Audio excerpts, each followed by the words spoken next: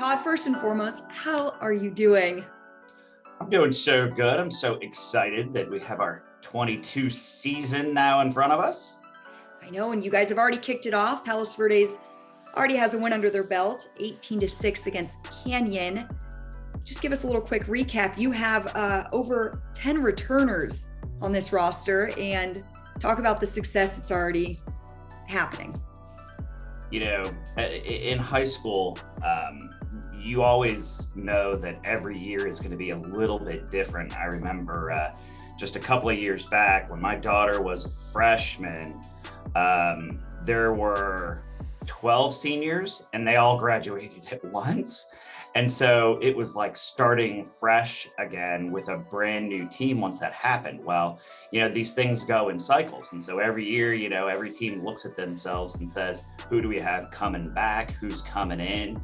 And, you know, who's able to just kind of reload and keep going. And I think that's a little bit of, we've been fortunate this year with 11 returning starters.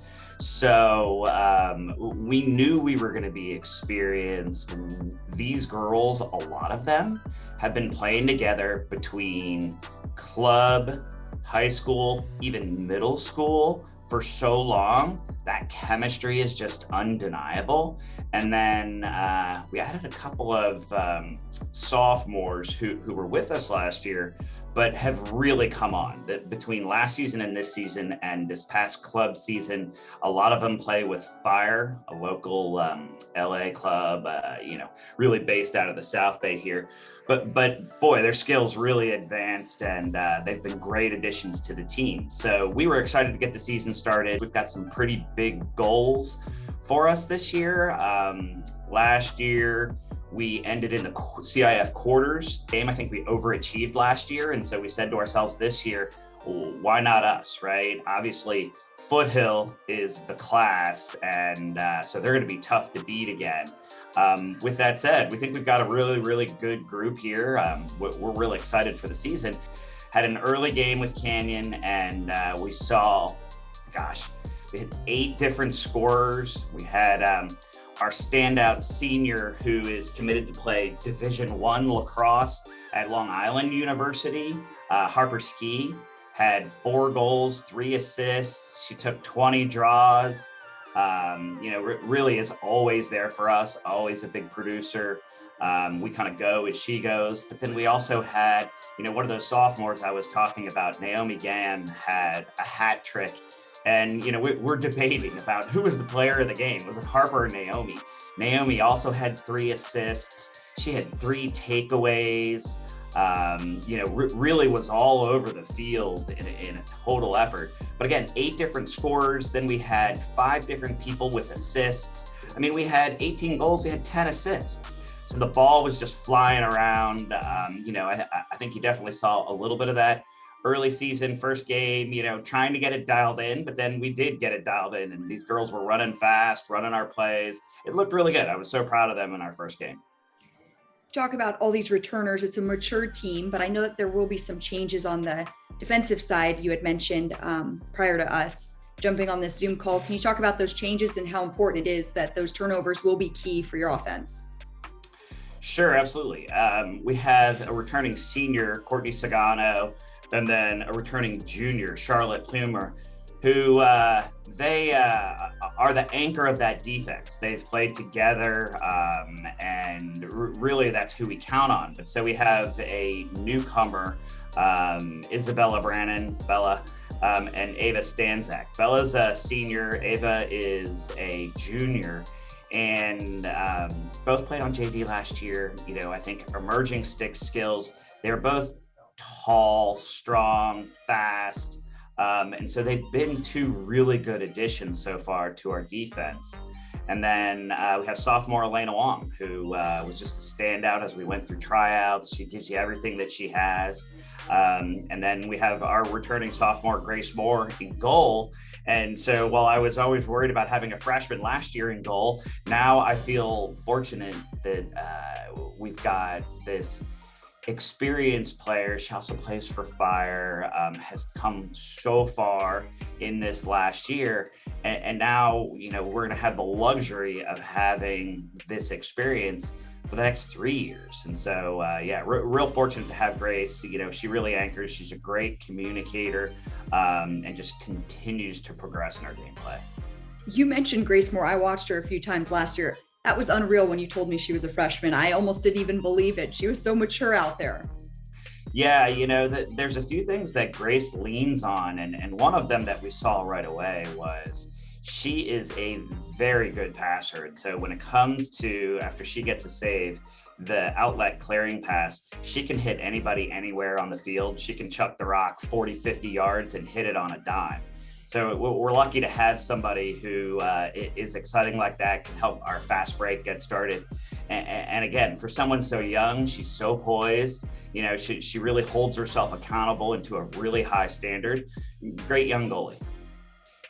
You talk about how you guys got started early, February 12th, played Canyon right away. What's another game that is circled on that calendar that the girls are just so excited for and ready to win? Well, I think every year, we play in the Bay League. So you've got us, Peninsula, Miracosta, and Redondo. Miracosta has a new head coach in Maddie Morrissey and an assistant coach, Kate Ivory. They are fantastic coaches. And so we're looking at Miracosta thinking, okay, this is a team who traditionally hasn't given us a whole lot of trouble, but boy, with those facilities at Miracosta, now they have great coaching that's there.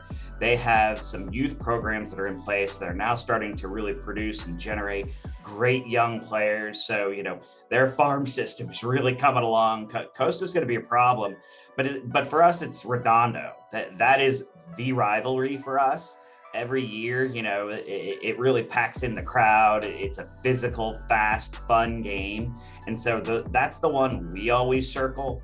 I also look at, we've got Foothill on the schedule. We loaded up with, now with CIF.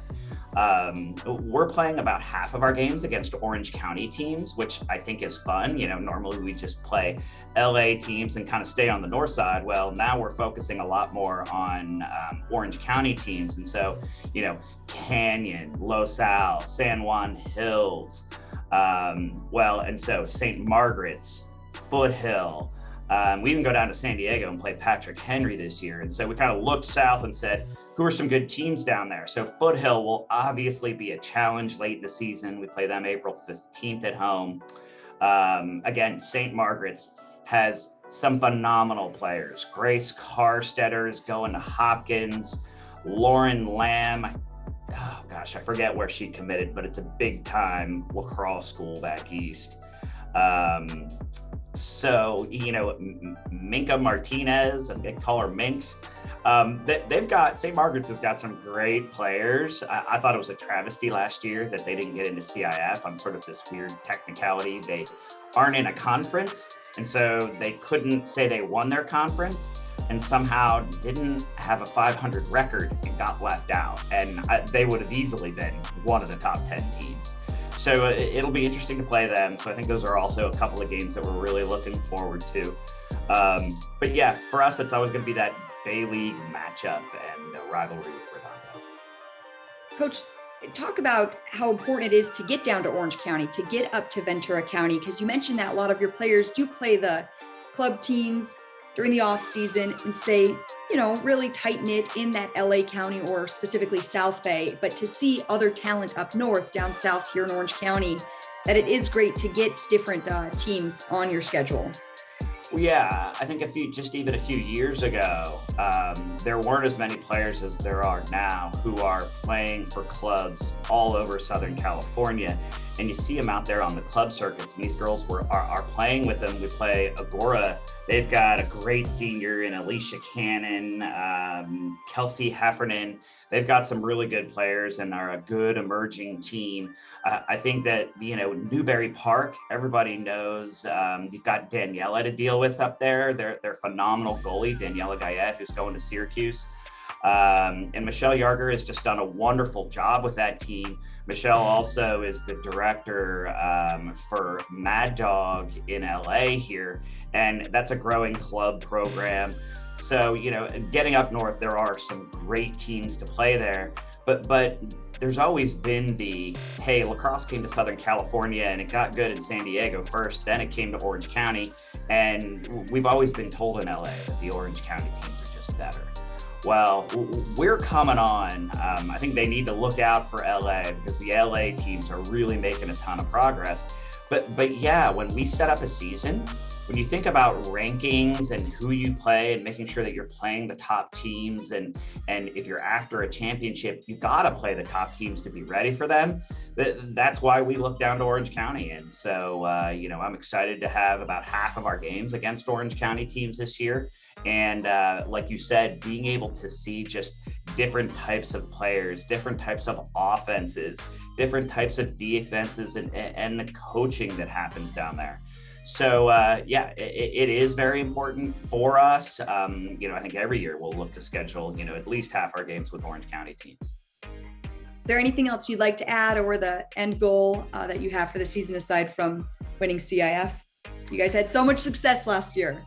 Yeah, I think we need to continue to build on that. I think last year we overachieved, getting to the quarters. Santa Margarita was a great team. We were tied late in that game. They won by 2. Certainly having some redemption there would be fun. But I'm looking for a deeper run in the playoffs this year. We've got the team to do it. We've got the talent to do it. I know they're excited for that. I am a not just a coach, but a dad. My daughter is a senior on the team, Tood Dearborn, and it's just really fun to have been with these girls the last 4 years. To coach your daughter it is an amazing experience. I wouldn't recommend it to everybody, but we've had a ton of fun with it.